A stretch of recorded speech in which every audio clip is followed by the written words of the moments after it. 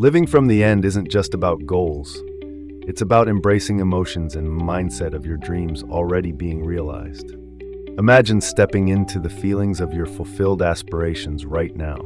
Align your thoughts, emotions, and actions with your desired outcome. Think of it like tuning a radio. When you align with your dreams, you broadcast a signal to the universe. It responds. Living from the end challenges the idea that your dreams are distant. You live as though they're already your reality. A sage known for manifesting effortlessly said, "I live in the joy of fulfillment, not the shadow of desire." Start with visualization. Create a vivid mental picture of your desired life. What do you feel? Pair visualization with affirmations, positive statements like, "I am successful." Repeat them with belief. Feel genuine emotion.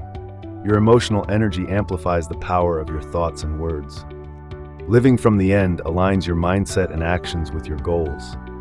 Your reality begins to mirror your inner state. This practice applies to all areas of life, including relationships. Bring warmth and love into your interactions. Reprogramming your subconscious shapes your habits. Consistent visualization and affirmations rewrite its script. Practice daily, especially during moments of doubt. Update your visualizations as your goals evolve.